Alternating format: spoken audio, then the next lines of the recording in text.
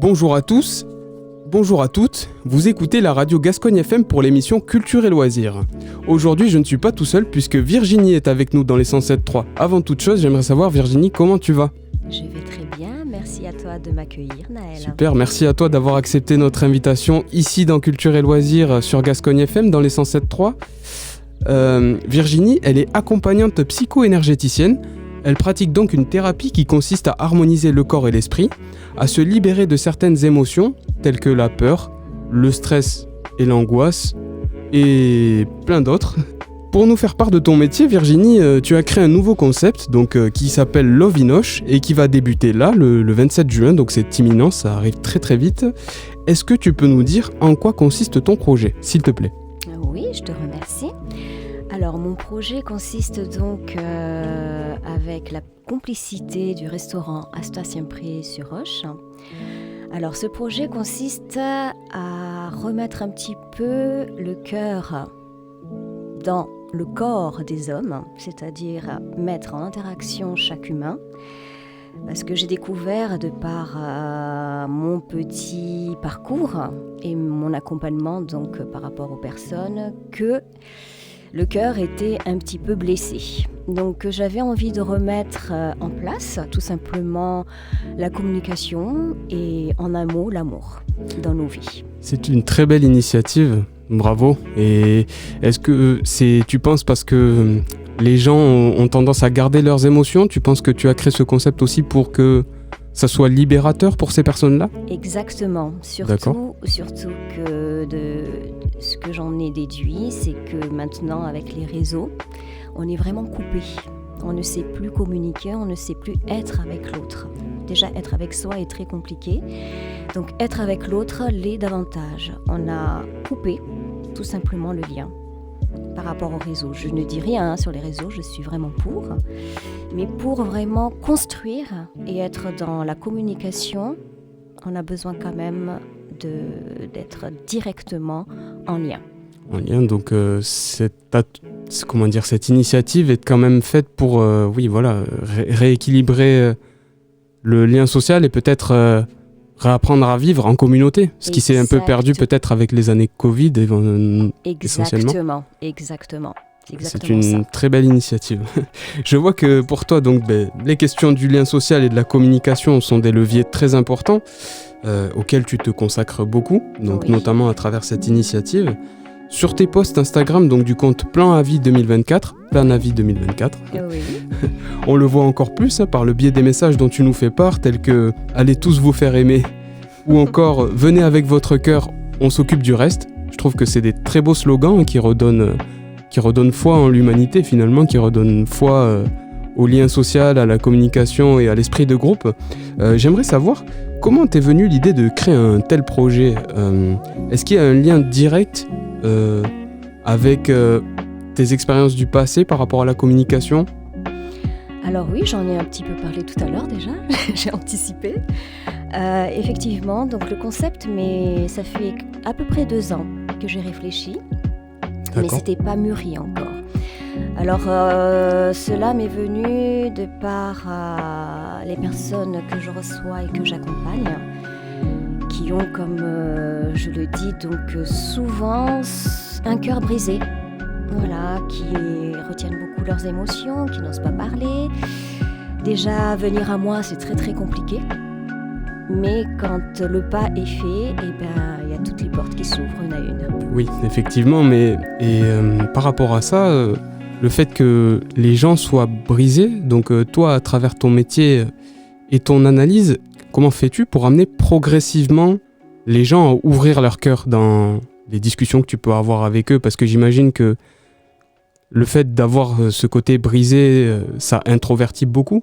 Exactement. Les gens refoulaient beaucoup d'émotions qu'ils n'ont pas réussi à peut-être évoquer durant des années et qui ont gardé leur souffrance.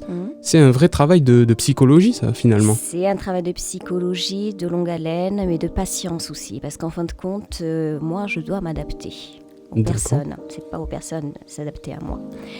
Donc, en fin de compte, de par mon métier, donc il y a de la psychologie, énormément, mais il y a aussi l'énergétique. D'accord. Donc ça, c'est quelque chose d'assez complexe aussi et peut-être un peu... Aujourd'hui, c'est assez banalisé quand même. On en parle davantage, mais lorsque moi j'ai commencé à le faire, c'était encore dans l'ordre du tabou. Voilà, c'était mal vu à l'époque. Mais aujourd'hui, heureusement, c'est pour ça qu'aujourd'hui je m'ouvre. C'est parce que c'est quelque chose qui aide beaucoup les personnes. Donc, l'énergétique, c'est vraiment travailler. Bon, on va utiliser un mot peut-être qui va te parler aux gens, c'est les chakras. Donc, ce sont des énergies donc, que nous avons en nous. Et je travaille sur ça. C'est-à-dire qu'on va ouvrir et on va libérer tranquillement au rythme de la personne. Et on accompagne, bien sûr, avec la parole. En regardant ton actualité, j'ai pu constater que tu te consacres beaucoup à la méditation, à l'éveil de l'âme pour en effacer les troubles et ainsi accéder à ce que l'on appelle plus communément l'ataraxie. C'est un terme en philosophie qu'on utilise pour décrire l'absence du trouble de l'âme tel que certaines craintes que l'on peut avoir. Tout à fait. Est-ce que en dehors de ce beau projet donc, qui va être inauguré le 27 juin, toi, tu fais peut-être de la méditation, du yoga ou peut-être même de l'hypnose? Alors je pratique la méditation, c'est au quotidien. D'accord. C'est le matin et le soir. Et l'hypnose m'intéresse, mais je ne pratique pas.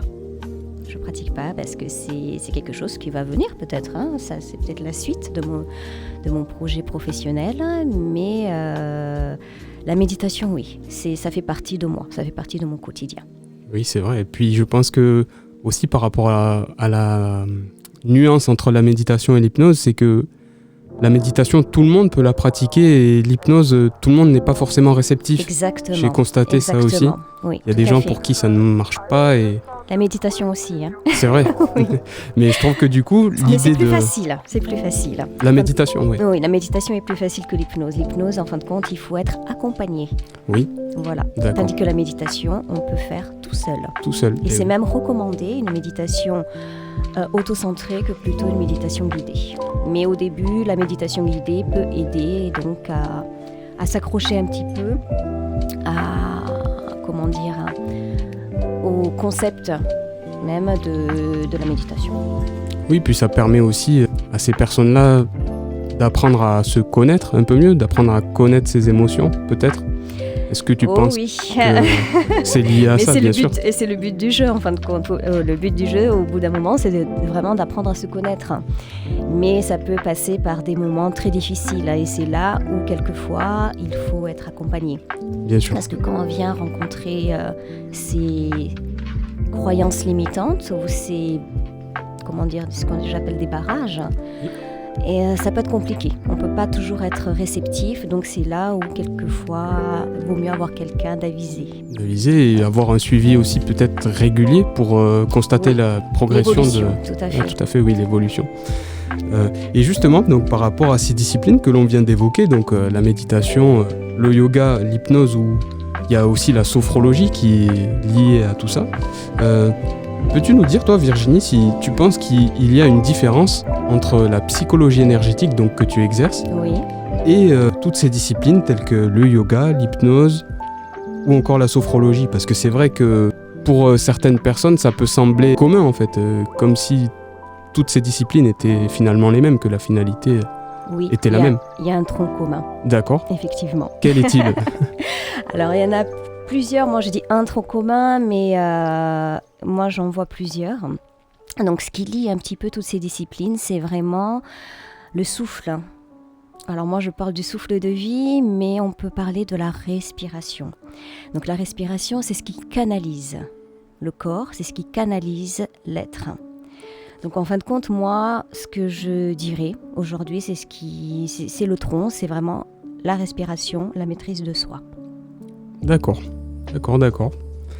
On prend note, chers auditeurs, si jamais vous aussi vous souhaitez vous recentrer sur vous-même, pensez que le socle commun à tout ça, c'est la respiration, comme l'a très bien dit Virginie. Merci beaucoup d'ailleurs. En expérimentant donc toutes ces disciplines, j'aimerais savoir si tu penses que le corps peut fonctionner indépendamment de l'esprit, ou si l'esprit peut fonctionner indépendamment du corps, ou si tu penses qu'il y a comme une chaîne qui relie les deux systématiquement.